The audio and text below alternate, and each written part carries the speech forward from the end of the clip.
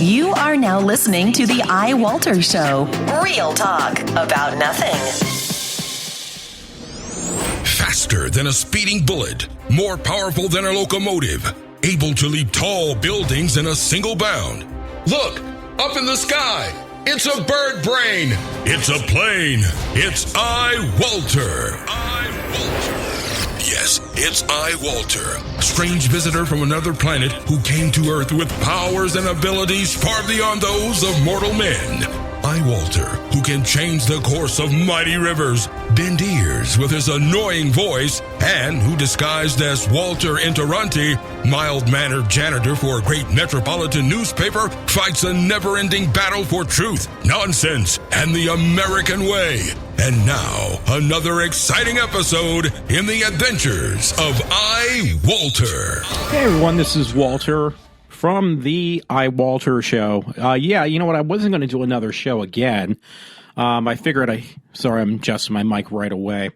Hey, I've covered everything I can actually possibly do or talk about. What can I talk about now? I kind of, drained the well, so to speak, unless I, find more of these ridiculous stories, which I will do.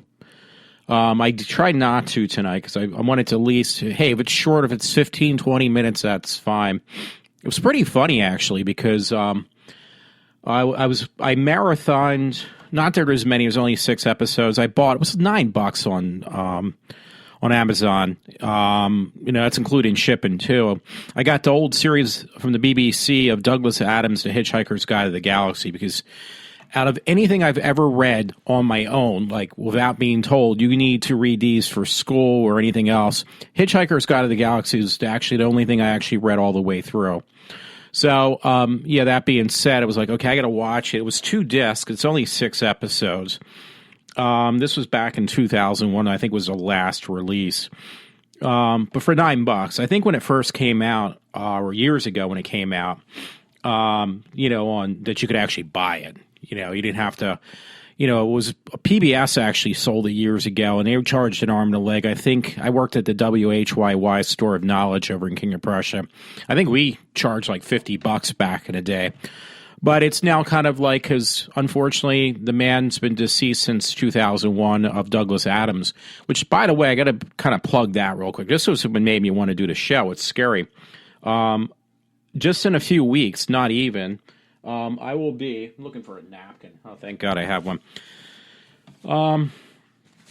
I will be 49 years old. Well, Douglas Adams died at the age of 49. And now I misinterpreted. I thought he was basically, his deal was that he was an alcoholic. No, actually, he was not an alcoholic. His idea for the Hitchhiker's Guide actually came out of him hitchhiking across Europe.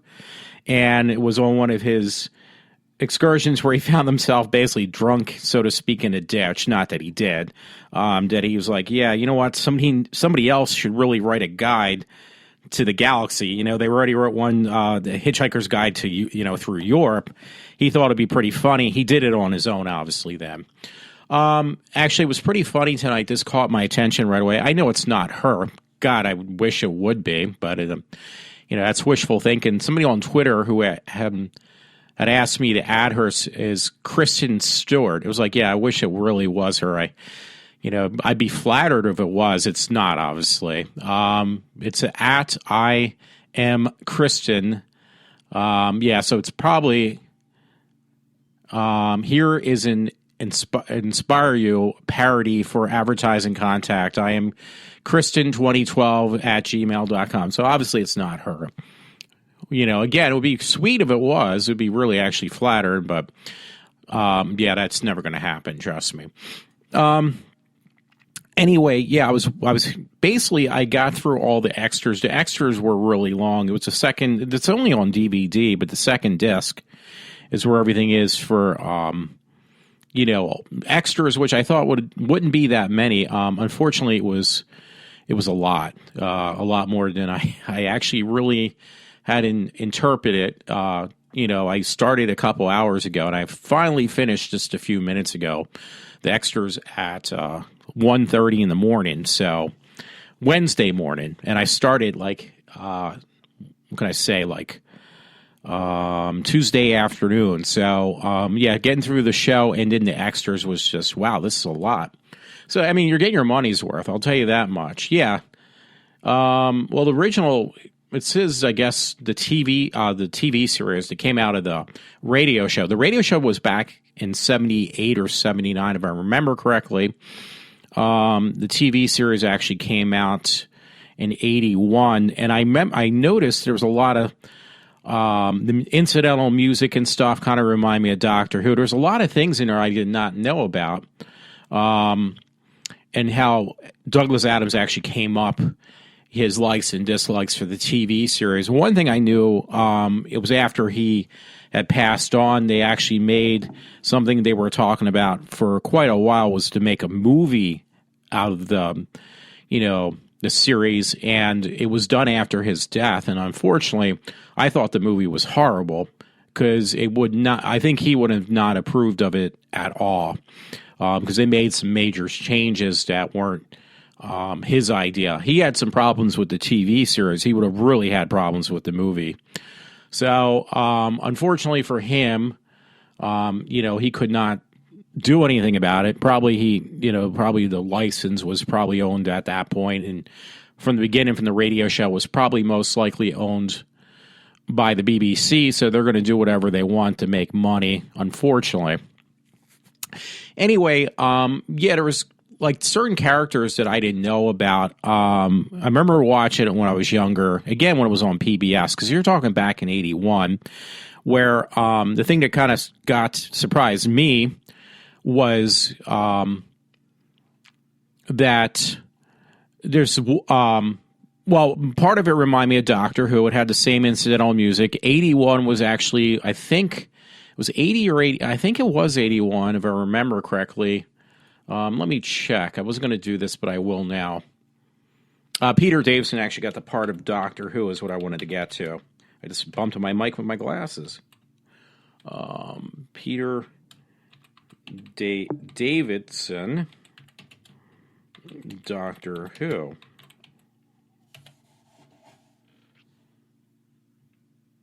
Yeah, he actually had just landed the part of Doctor Who in 1981.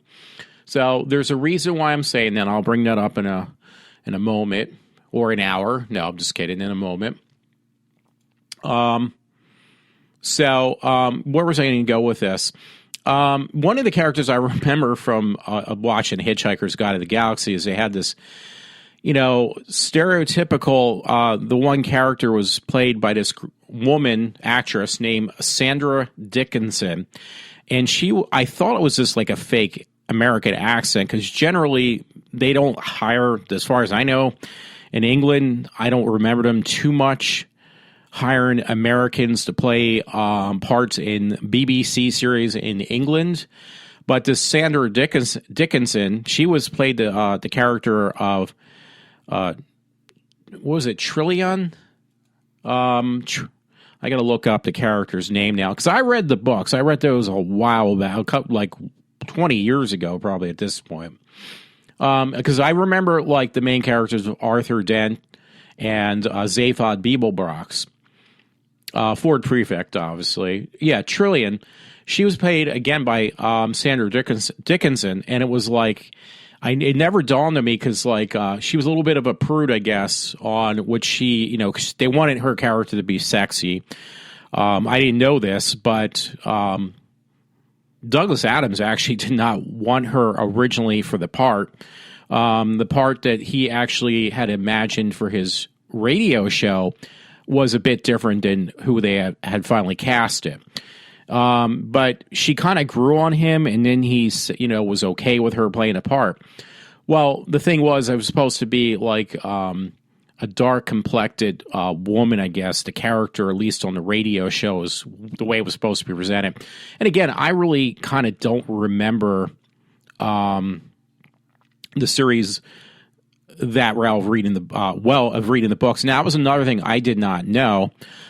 This was news to me, that the radio series came first, the television series came second, and the books came last of all. See, I thought it was the other way around. I thought the radio series and the television series came out of the books, which I was completely incorrect. And there was 5 books. The books, obviously, and that was another thing too. He had a hard time writing Douglas Adams. From I gather, that's why I had to watch everything on these discs.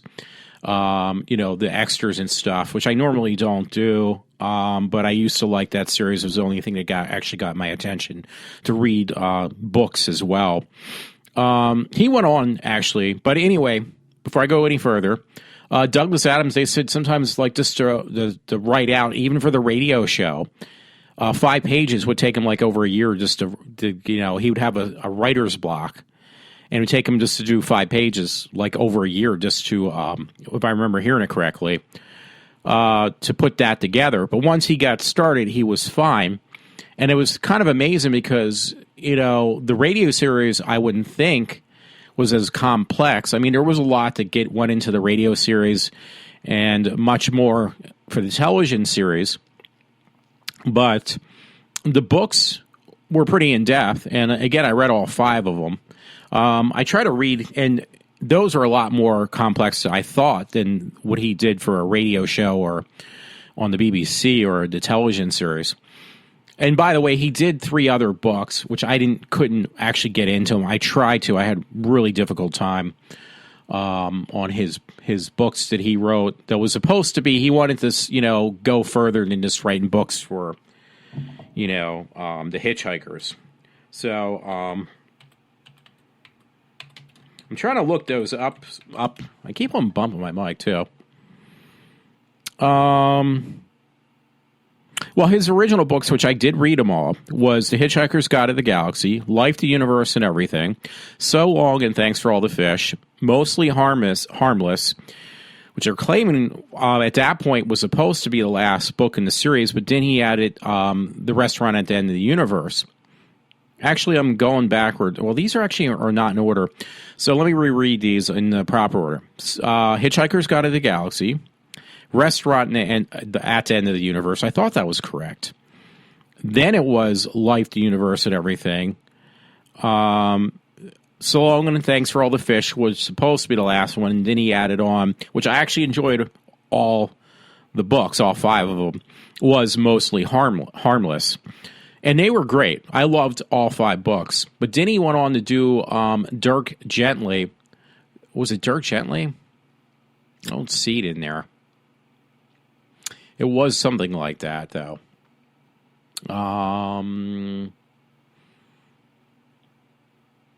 Yeah, I don't see it in here, but it is. It was the detective books.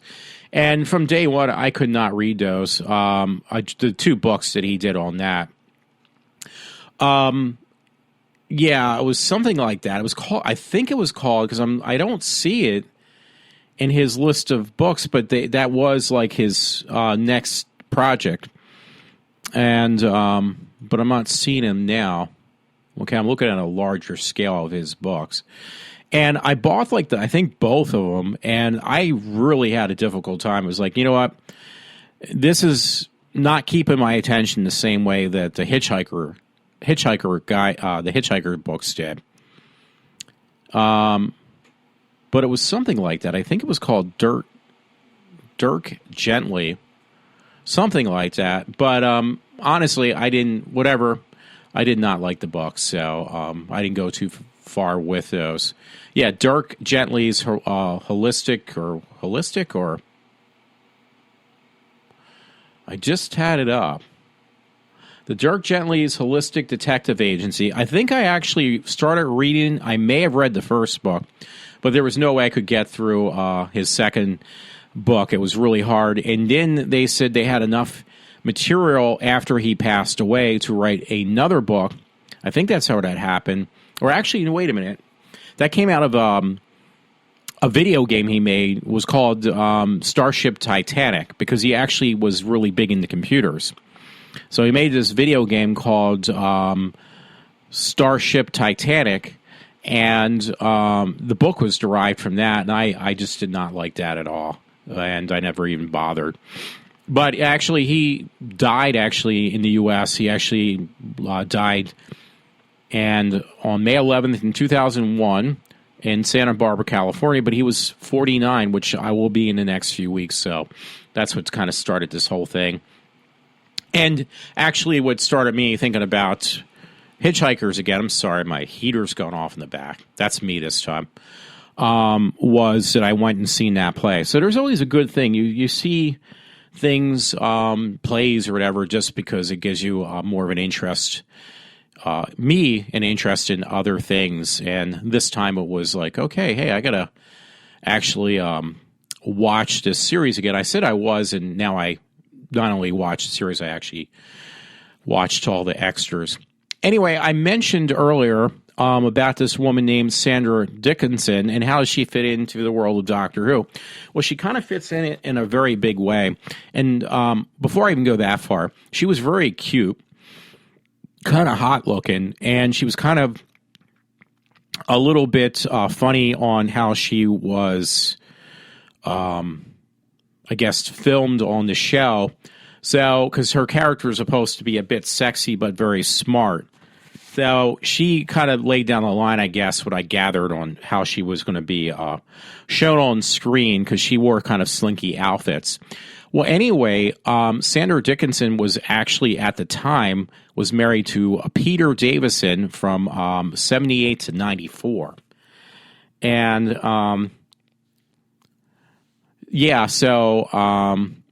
I guess she got remarried. It says married in 2009. But yeah, that was kind of funny. And she actually, they even said on the extra, she got her husband at the time, Peter Davison, who was just hired as Doctor Who, to play a character in one of the Hitchhikers. And it was the one at the, one with the restaurant at the end of the universe, where I'm trying to look because I remember what he played. And it didn't sound like him. It did not look like him. And they said they were afraid that this would have caused a problem within the BBC, especially with the Doctor Who was at that time being the exclusive producer was John Nathan Turner, but you could not even tell it was him at all. Voice-wise, and he played, I think it was called The Main Dish was his character. He played this alien gourmet dish that basically wanted to, was happy to be killed and eaten, like some type of pig cow or something. So, but yeah, I was like, wait a minute, that was because I saw his name at the end of the credits, and then they mentioned that she helped him get this little small part in the episode of the restaurant at the end of the universe. So, yeah, I think that was the character, or the thing he played was the main dish, so to speak. I'm trying to look for it, because I thought he was actually in this line of credits, too, that I'm looking at on this webpage. And before I forget, there was actually, right before he passed away, Douglas Adams was actually working on a real, because he was really into the internet, and he thought the computers would eventually, which they have, in my opinion, become a main part or staple of everybody's lives, and it has. So he actually started and had people contribute their things. He made a web page with a real Hitchhiker's Guide to the Galaxy book, a virtual book that actually really exists today. So I'm going to put that up on the end of my show. Yeah, I'm trying to look because there's different characters in here. That was just one very small character, which at this time, I was a big Peter Davison fan, still am, out of all the Doctor Who's, besides Tom Baker and Hartnell. They were like my main three favorites. But Peter Davison I was in there when he first got the part. So, yeah, he played, it was actually called Dish of the Day was his character, and it was played by Peter Davison. He disguised his voice so well, you can't even tell it's him. And the costume that he wore as being the dish of the day, quote unquote, made him completely unrecognizable. So, yeah, that was definitely a thing. And there was actually one of the props, I think from the original, there were 6 parts to the Hitchhiker's Guide to the Galaxy TV series. I think in part 1, The alien they used was actually, I think it was that one, but one of the episodes at least. The costume for the alien was recycled, they said, into a Doctor Who, which was pretty funny. I thought some of the props looked kind of familiar, so yeah, they, made that joke with Lost in Space years ago of recycling things. But, yeah, they did the same thing with the BBC and Doctor Who and, props from, Hitchhiker's Guide to the Galaxy. Now, I got to read this little thing here because there was people, there's some involvement with people who work behind the scenes on Empire Strikes Back and in Star Wars, the original trilogy, there were also the characters, or the actors, I should say, showed up in the Hitchhiker's Guide to the Galaxy. So I thought that was really good. So I'm going to read this little segment here. It says, like the film Shallow Grave, the TV Hitchhikers episode feature a Doctor Who Peter Davison and a Star Wars lead Darth Vader, Dave Prowse. He actually played in the restaurant of the end of the restaurant at End in Universe. He played pretty much a bouncer, so to speak, or bodyguard for this one character. So, and it was because he was very, very tall, very unique. So, and by the way, the characters in the Hitchhiker's Guide to the Galaxy also ended up, at least the main character of Arthur Dent, Simon Jones, was actually also in the radio series as well, which that led into the TV series. But anyway, yeah, Dave Prowse, who played Darth Vader, was in Hitchhiker's Guide to the Galaxy, the guy in the costume, basically. The movie has the ninth Doctor, Christopher Eccleston, and Edwin McGregor, Obi-Wan Kenobi. That's what it says. The movie has. It says the movie has. Okay. But they're talking about the episodes. Now, Dave Prowse did play in the TV series. Peter Davison did. Now, I don't know, because it could be possible that Eccleston, and they said Edwin McGuire from, Obi-Wan Kenobi played also. But there was somewhere where they involved, while they were working, they were saying, I'm not going to do a very good job, but they were saying they were working on R2-D2's voice, and it was at the BBC studios. Somebody overheard it, one of the people who did the backdrops, the special effects, the backdrops. They actually used glass, like in Star Wars, painted glass to make scenery. It was much cheaper, and you could actually, it was much more affordable. But they overheard somebody, they were recording the R2-D2 voice.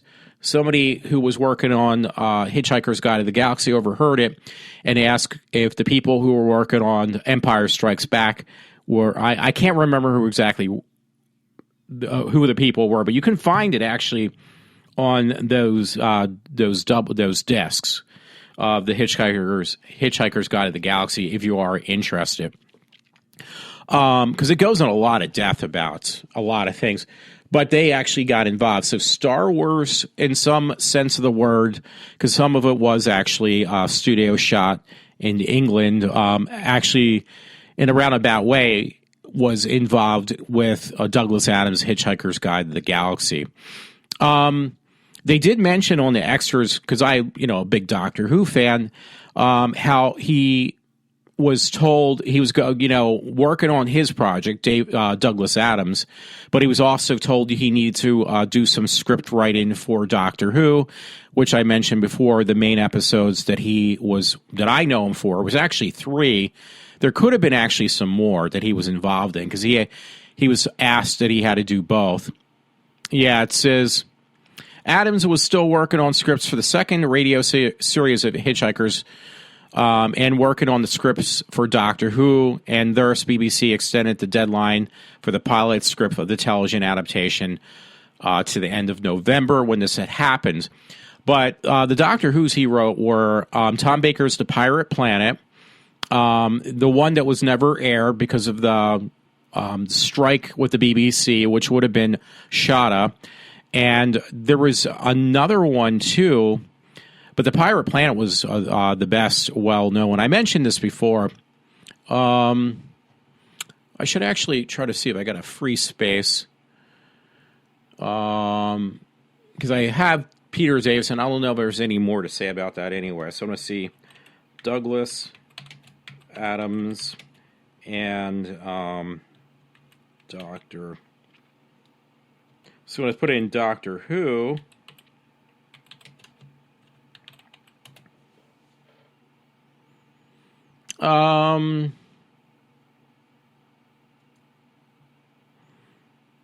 yeah, Douglas Adams, Douglas Noel Adams. I never knew his middle name. That's funny. And by the way, he actually went to Cambridge in England. And again, he died at age 49. I was trying to look at episodes he may have written of Doctor Who. Okay, Pirate Planet. Okay, this is the one I keep on forgetting about. It was a really good episode, too. City of Death. That was another Douglas Adams one. And Shada, obviously, like I mentioned before. So Pirate Planet, City of Death, and Shada. He might have had some involvement because I guess they were kind of pulling back and forth between both those shows. But, yeah, he was definitely a big influence on my being interested in reading before I actually got into college. Would definitely be Douglas Adams because, again, I read all those books.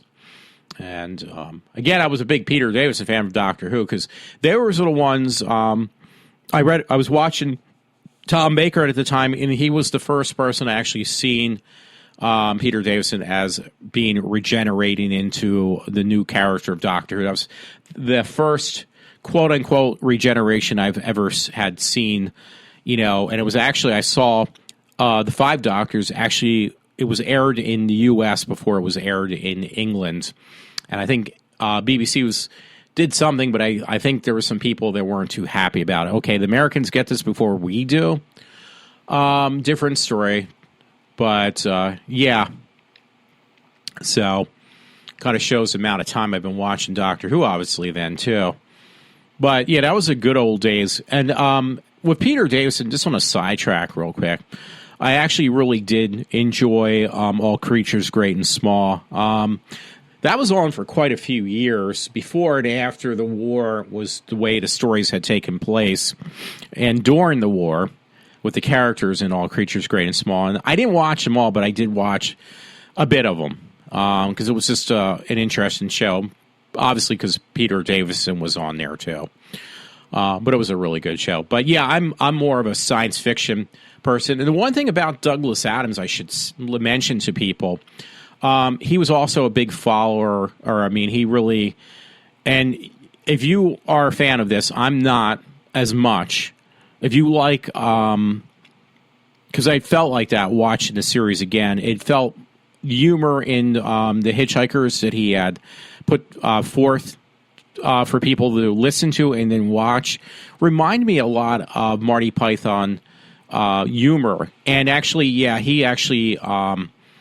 did one pilot episode for some TV series. I don't know if it's in here. Fallen Tree or something like that. It only lasted one episode, but I think he actually had some of the actors from or at least one or two from Marty Python. So let me see if I can find this now.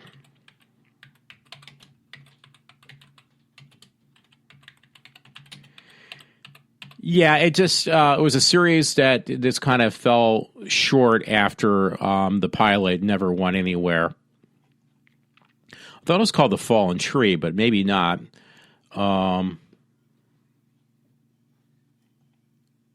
Let me see. I put Fallen Tree, and it was something on that line.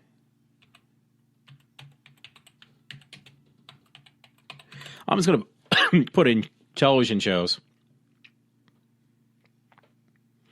Well, it's only actually mentioned in the one, but yeah, if you watch the extras, you could actually... Oh, Out of the Trees, I think it just said. And again, it only lasted... They actually said they did a TV series on Dirk Gently. I'm going to have to look for that because I'd just be kind of curious. I did not like the books, but I would give the series of. It said the pilot was 2010, which hey, that was only a few years ago. And episodes 1, 2, and 3, it only lasted a few episodes. We're back in 2012. So I'm going to do a search on that. Yeah. And then it gives us other stuff. I was looking for that one episode. Yeah, Out of the Trees TV movie 1976.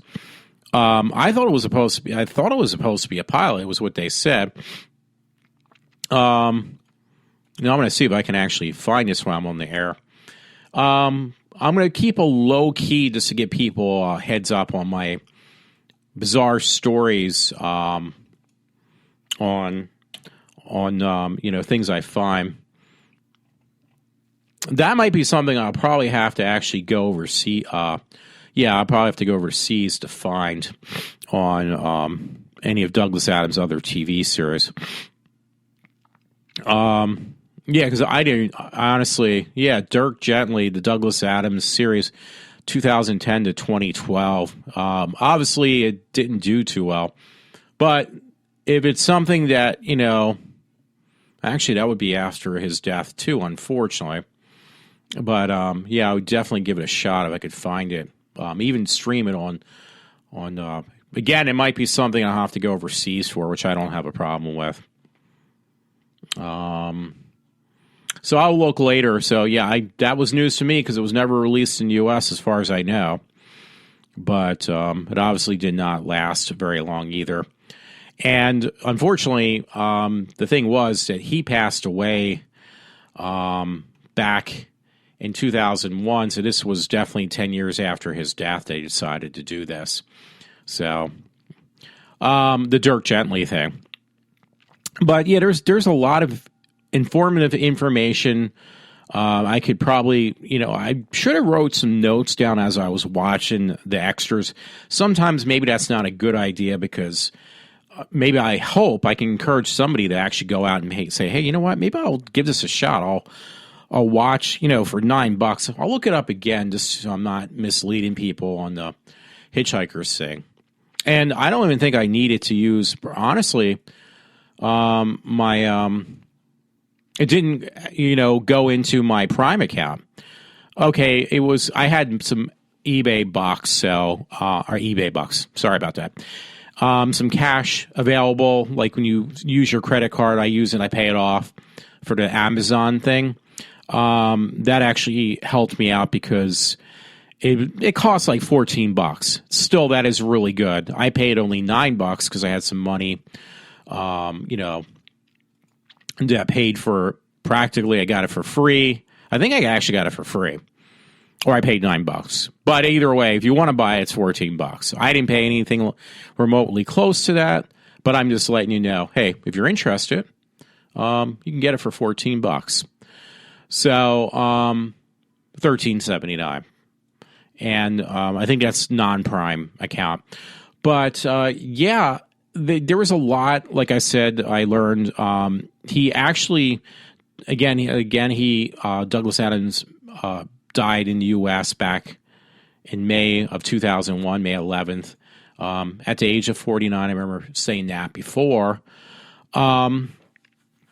But, yeah, those were just really interesting books. And, by the way, I'm looking at it right now. The things I did not like about the movie they made, they changed the one character completely around from what was initially he was meant to be in, what do you call it, in the movie. They changed all the characters around, and I really couldn't stand the robot because initially the robot actually, he didn't ever really, when he did the radio show, when he came up with the radio show, Douglas Adams, he didn't know what the was it going to be really a robot or what the character was going to look like.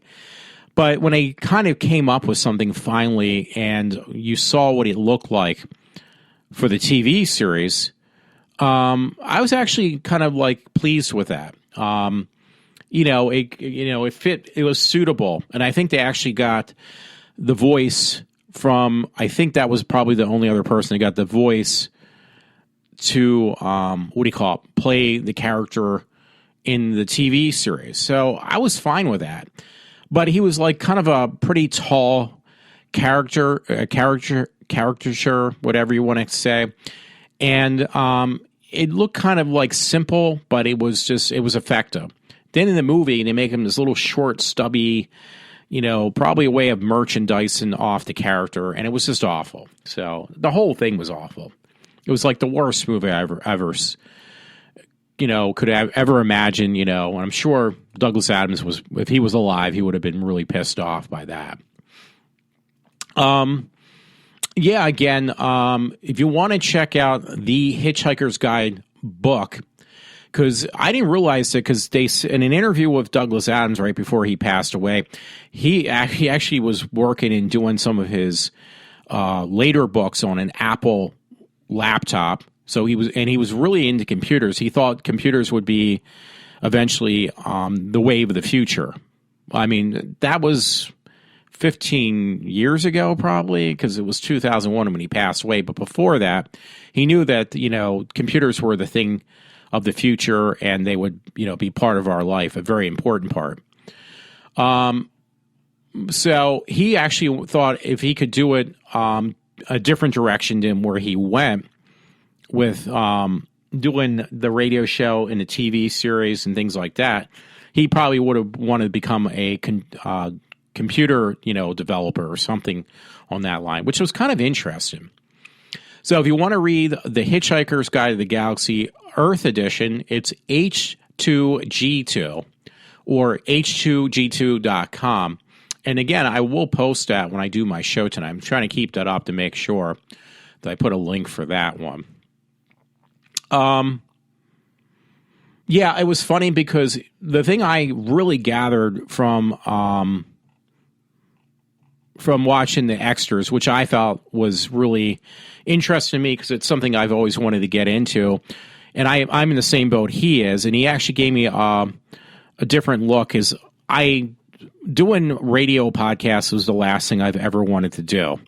I prefer to do visual things because I'm a visual type of person to begin with, and do more on television or in films in some aspect of the word. I'd rather work on that. And seeing that Douglas Adams, I think he actually he got stuck in that he enjoyed doing radio, and he didn't enjoy writing books though.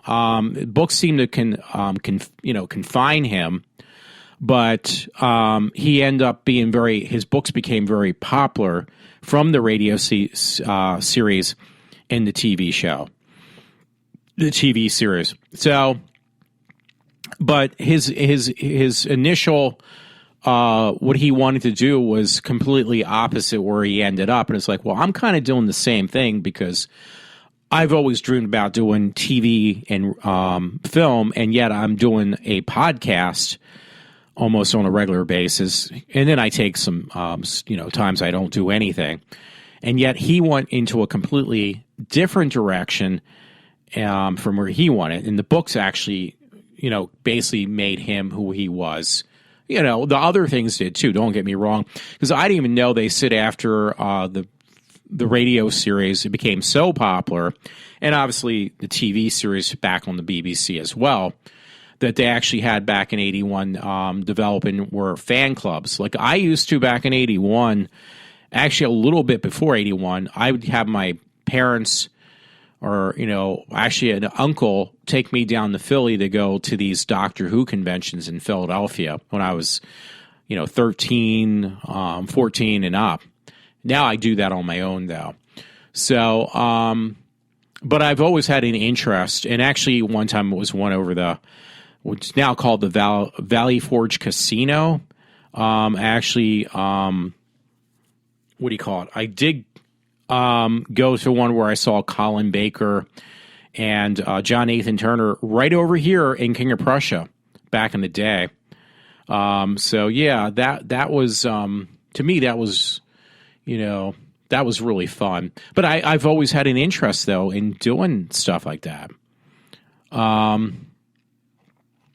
So, Yeah, what was I going to say? I'm trying to look for a few stories because a friend actually had posted one. I think I thought he sent it to me, but he obviously didn't. So I'll have to dig it up on his page, unless it was like something private. Because it was actually really funny too. Yeah, I'm gonna have to share it on my page because I thought he sent it to me too. But yeah, I mean, my main theme tonight obviously was more so that I would encourage people. Douglas Adams, he left a lot behind, and his influence. He probably never thought he would be a popular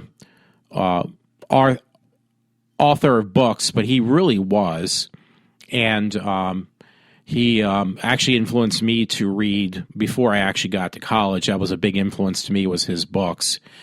And obviously other things were afterwards on reading literature, or not literature, well, some type of books, not just graphic novels, but real books. Would definitely started in high school with the literature stuff and, books, fictional books.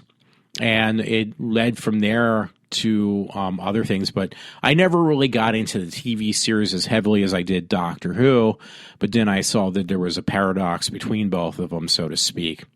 So, anyway, I might just try to end this because, that was my main thing. I could go off, but I didn't prep enough as I thought I would. But yeah, if you get like the disc set, which again, I think I actually got it for free, so made it even better for me. I'm trying to look at it. It's worth it for that Hitchhiker's Guide to the Galaxy thing. I'd be interested in listening to the radio series sometime also. But yeah, there's 2 discs in this set. The second disc has got hours of extras, special features, and yeah, I'm not going to even read through them. I thought it'd be something that'd be easy to read down, but it's not. One thing I wanted to mention too, I have to make a kind of incorporate something else that was kind of questioned me. One of the biggest things about the Hitchhiker's Guidebook, he also had an interest with living creatures of all types, and he had his philosophy on religion and I guess, so to speak, and not only theology but also in the scientific perspective, which actually was brought into, incorporated into his Hitchhikers books. And a lot of the characters, by the way, that was another thing that you will see, even not the main characters, but almost every aspect of any character within the universe of Douglas Adams' Hitchhiker's Guide to the Galaxy is incorporated from his everyday life, every aspect. Things you wouldn't even think of are part of his now lives on forever in these characters, but were part of him actually as well. But the one thing that came to mind, because I remember that was another Doctor Who thing too. They didn't mention it, but I mentioned it. There was supposed to be, I think I've taken that down now, the super smart computer in Hitchhiker's Guide to the Galaxy. Like, it was supposed to be the ultimate computer, which said, I'm not the smartest thing in the world, that there's something even more knowledgeable than I am, like this ultimate computer, and it was Earth. Was basically set up by mice, Earth was, to figure out life, the universe, and everything. So, but the voice of this computer, though, was actually, because I picked up on it, I could be wrong, but I think I am correct on this, was the Black Guardian and the actor, his voice, because he has a very distinctive, really deep voice, was the same actor, that played his computer in the Hitchhiker's Guide to the Galaxy. So I thought that was pretty neat. But I can't remember the name of that computer now, and I just had it up. So, oh wow, that's pretty interesting. They have a picture of, I really loved her too. is the last Doctor Who companion to leave. Let's see. He thought somebody really ought to write a Hitchhiker's Guide to the Galaxy 5 years later while he was struggling to think a legit reason for an alien visit to Earth. Phrase returned. I thought they were going to give her a name, but it was the last companion who on Doctor Who. She's in a publicity shot with, the Don't Panic towel and a mask of John Pertwee. And somebody else is playing not Arthur Dent, but Ford Prefect. But I was hoping they would give her a name because I can't remember. But it was the last character to play. Let's see. Jenna Louise Coleman, Clara. She's actually in a publicity poster picture about Hitchhikers. And by the way, if you watch one of the specials on Hitchhiker's Guide to the Galaxy, they actually do incorporate the TARDIS into it as well. I was going to get with some last part, but now I got to remember the name of this computer who came up with the computer in Hitchhiker's Guide to the Galaxy. Because I can't remember the name of it. And there's a reason, by the way, too, because I wanted to end it with this. Nope. Yeah, I can't remember the name of the freaking computer and the main computer. It was actually in the books, too, obviously, because it was in the radio series and everything else. I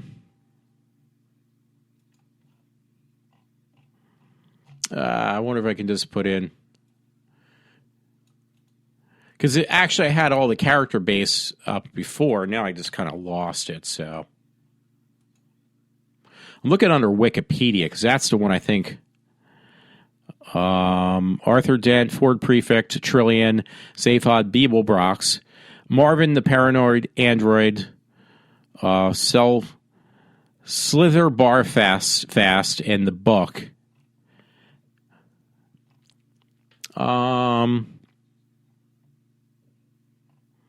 No, maybe they don't actually. I thought they actually named, because I can't remember the main thing.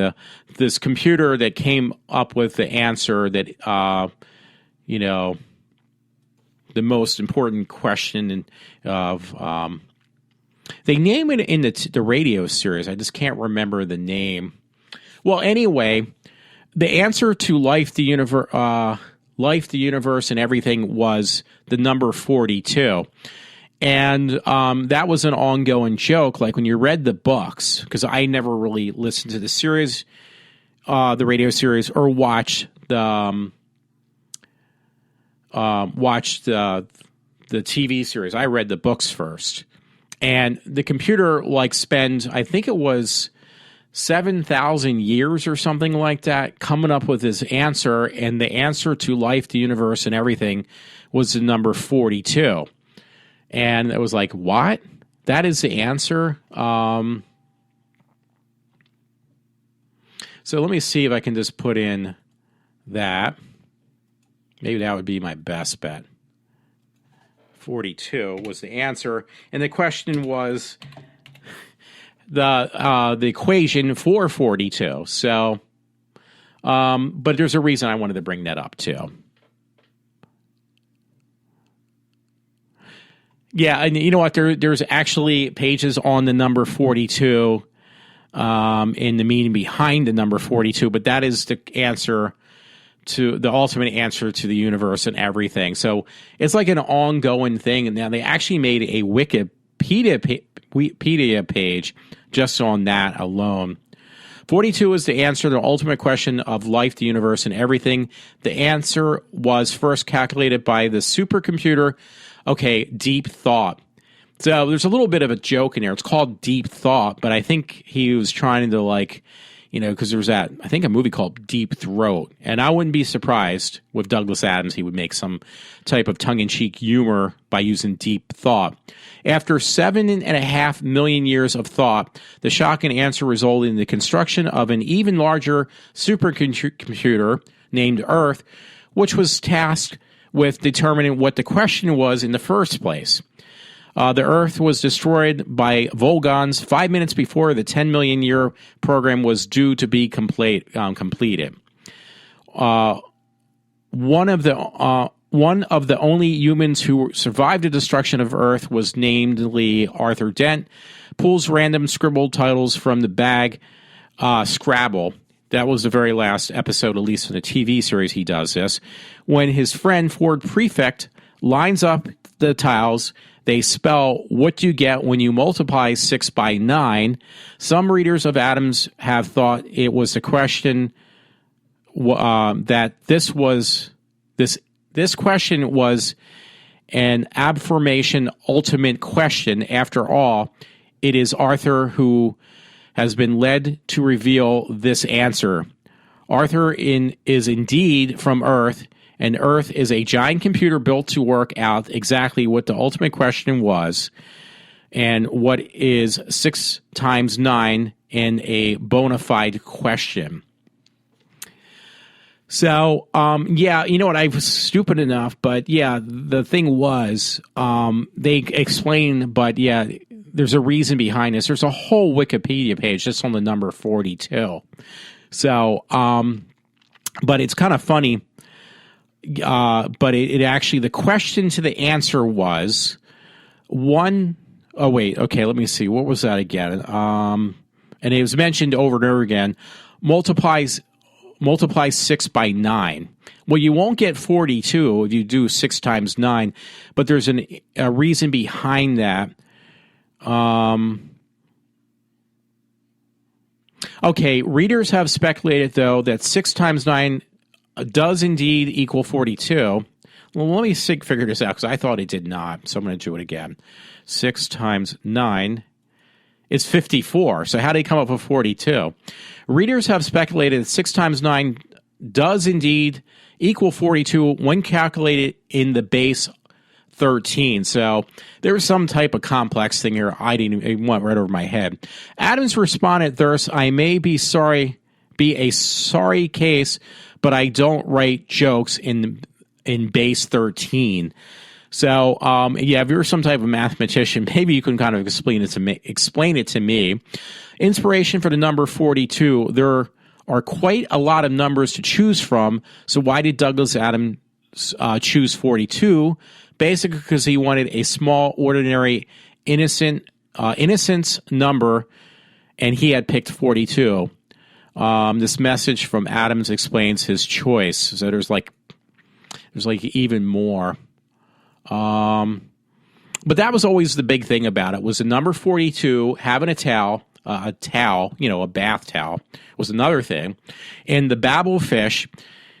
And then the ultimate thing was the ultimate drink that Zaphod Beeblebrox had made that basically would kill anyone unless you're, a 5-ton elephant, which was the Pan-Galactic Gurgle Blaster.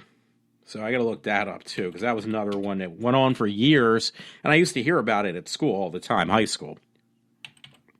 I think it's Gargle Blaster, actually. Yeah, that's one you can't really spell out.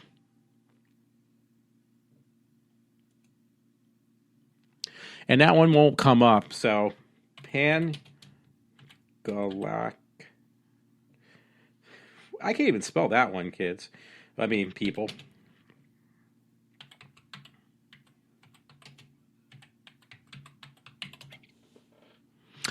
Zaphod Beeblebrox, the fictional character that's various versions of humorous science fiction stories in the Hitchhiker's Guide to the Galaxy, but he actually was the one who came up with the Pan-Galactic Gargle Blaster. After 2 of these babies, the dullest most by the book, Volgan will be up on the bar in stilettos Yodeling mountain shanties and swearing he's the king of Grey Binen Fieldums Sapphire or whatever.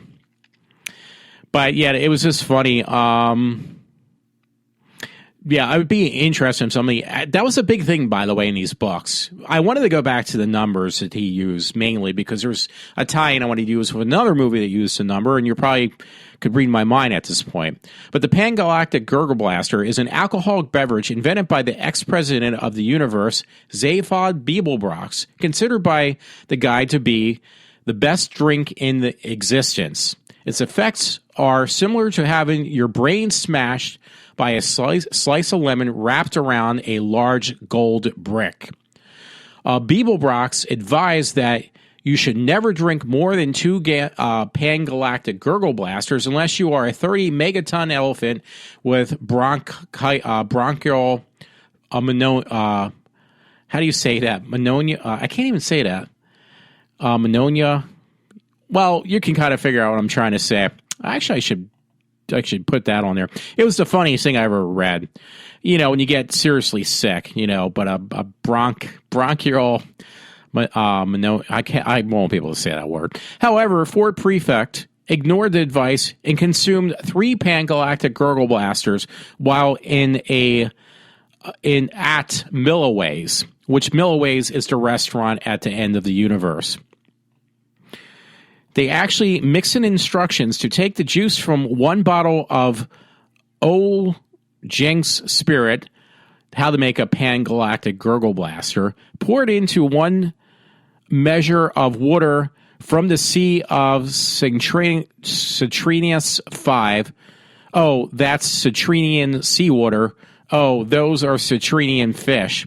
Allow 3 cubes of Auranian Mega Gin to melt into the mixture. It must be properly iced or the benzene is lost.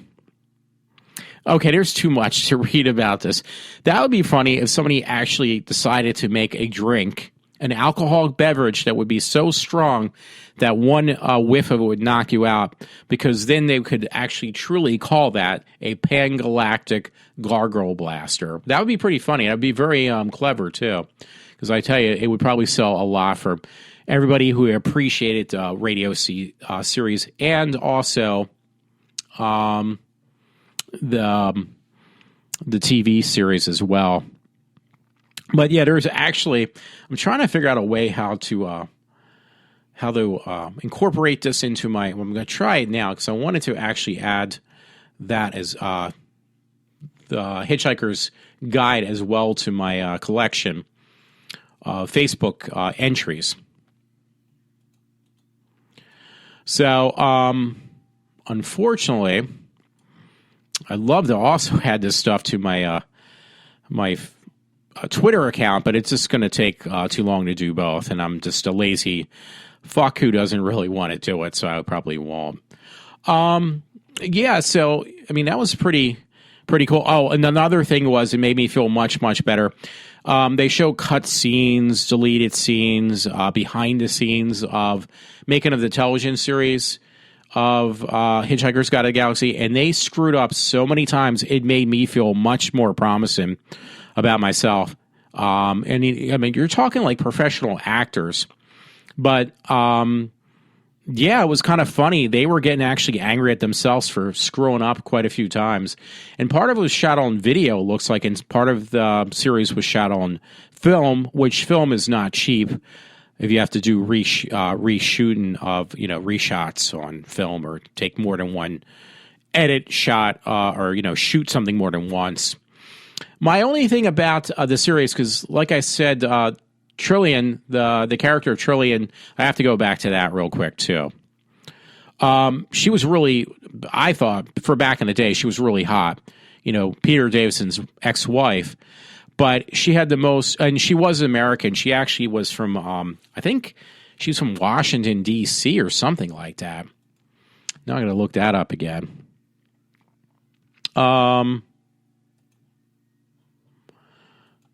Yeah, I got to look for, that woman's actress's name again. But yeah, she had this really like baby type way of talking, and they told her use your normal voice. They wanted her to be the American, the character that she played of Trillian, but her voice would actually make you want to jump out a window, because I hate to say it was actually kind of annoying too. She was very adorable though, but yeah, her voice was just probably more painful than the first episode. With if you listen to the poetry of, I forget which alien, it would make you basically want to kill yourself. Well, that's kind of like her voice too, the actress. So I got to look up what the actress's name was.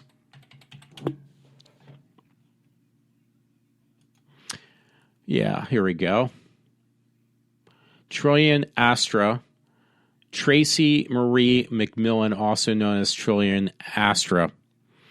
Yeah, I thought she was kind of hot, but I liked her better than the one they picked for that movie. That was another thing I couldn't stand. But her voice was actually, it's Sandra Dickinson. She was born in Washington, D.C. and grew up in Maryland. Somehow she found herself in the UK as an actress.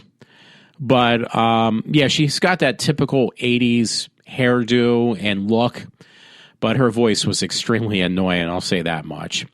But, hey, I loved her anyway. She was really hot looking for back in the day. So, yeah, I don't know. There's probably other things. I'm just kind of, I'm going to actually add the Hitchhikers thing to my, Facebook page. I can just take it off of there. Make it a little bit easier. Yeah, so and I will put that on my thing tonight too. So that's, there's probably a lot more that I could talk about with Hitchhiker's Guide to the Galaxy, because this was like a lifetime project for Douglas Adams that he had put together. I guess the play did bring that much out. Going to see this play the other week, last Friday, at the Hedgegrove, actually made me want to reinvest some time in looking into something I grew up with and actually really enjoyed. It got me into reading literature from reading those books. That was a stepping stone for me on reading. So, hey, I had at least one or two good light stories that I posted on my Facebook page, one I stole from my friend Todd. And the one was actually just too entertaining to let go and not talk about at all. I just hope though. Oh yeah, it's going to start to play because it's a video, and it was on from this web link called mbombsworld.com. I think that's the way you say it. But it is on my Facebook page. And it says Starbuck refuses to let man use the bathroom, so he shits on the floor. And they say, so fucking gross. So the guy's like mouthing off, and he says, well, they said, oh, we got to call somebody. This man's crazy. And he says, I'm not crazy. I'm an alcoholic, and I have to go to the bathroom. You're not letting me use the bathroom. So he says, I'm using it now. And he keeps on rambling on how he's an alcoholic. This is his excuse for using the bathroom in Starbucks. So he literally pulls down his pants right around the restroom, which they won't let him go into. And he does have a Starbucks cup in his hand, but for some reason they would not let him use the restroom. And he just basically starts defecating on the floor. So I thought that was really funny. But it's basically spelled EBAUM apostrophe, no, no apostrophe S, but it is. But it's that plus world.com. You can find it if you just want to go with direct link and just avoid me altogether. I'm not going to go into all these stories because it's kind of like I don't want to make it all about these wacky stories again. So I'll just read the titles of some of the stories I did post on Facebook now that I grabbed from the Dreamin' Demon and mainly from them and Christopher Morbid Lee. One story I posted tonight was Florida couple accused of beaten and starving their 3 children. The Dreamin' Demon. This was in Sarasota, Florida. Police have arrested a couple after 3 children were found abused and severely malnourished, including a 4-year-old boy that weighed 22 pounds. Police called into the investigation of a severe case of child abuse involving a 6-year-old boy and a 4-year-old. Another one I had put up was dad fatally shoots teenage son, mistaking him for an intruder. Again, Dreamin' Demon. East Price Hill, Ohio. Police say man shot and killed a 14-year-old son, his 14-year-old son, after mistaking him for an intruder in his home. Investigators say the man watched his son, Georgita Mack, walk to the bus stop Tuesday morning, but was unsure that his son had returned. Another one was Dreamin' Demon again. Woman, her 2 daughters stabbed to death by ex-boyfriend. Columbus, Ohio, police have a man in custody who they say broke into his ex-girlfriend's home and stabbed her to death along with the woman's 2 young girls. According to police, the man broke into a 32-year-old Vera Hammond's apartment earlier Tuesday morning. Now, this next one, again, I'm just reading the captions. Dreamin' Demon. This one's actually a little bit of another one of these heart-wrenching ones.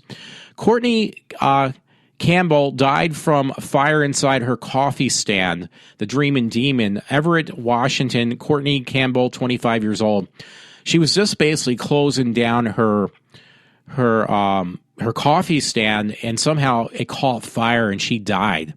So, yeah, it's not a funny thing to talk about at all. It was actually very depressing.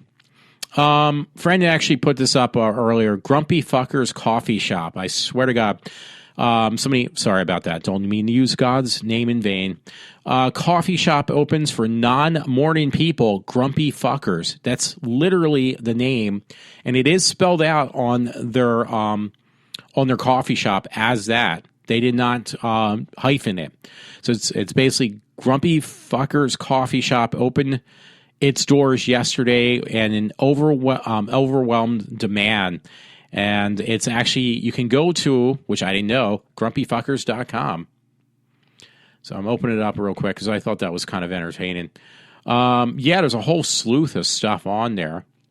And how they got away with the name, I'm surprised. They got mugs with that name on there, T-shirts, sweatshirts, hoodie sweatshirts, T-shirts, you name it. So it's a very, obviously, to say the least, it's very intelligent, so to speak, because it's working. What do you call it? Marketing scheme, because it did well from day one already, which was actually technically yesterday. Probably at this point, like 2 days ago, September 1st. That's more than 2 days ago. That was like 2 weeks ago almost. It is. So, hey, yeah, check that out. I think that's hilarious. Definitely going to add that one to my homepage. So, everyone, again, my main thing was about Douglas Adams, and I'm going to definitely look for,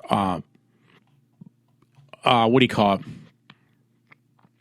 it? Look for other things to talk about, but depending what happens, because I don't know if I mentioned tonight, I don't think I did, but it was weird earlier today, yesterday, in the evening hours on Tuesday, we actually got like snow coming down. Like it came down heavy, and then it just stopped. So that was kind of weird. Well, anyway, other than that, folks, hope you enjoyed. I actually try to keep it on one focus, subject tonight instead of going like I do all over the place until the very end. That being said, it is Wednesday. I didn't expect to do a show. I did now. So I hope you enjoyed what I did. Check out the Douglas Adams things. Hey, if you can find that Dirk Gently series. I'm sure I can find it probably in the Amazon UK's website. I'll probably do that. I would say check that out too. I know I'm going to try to. So everyone, thanks a lot for listening to me. Hope you enjoyed my show. If you do listen to me, like I always say, maybe if possible, try to find somebody else who would be remotely interested in listening to me as well. So thanks again, and I am signing off at 2:37 a.m. on a Wednesday morning. So iWalter is signing off.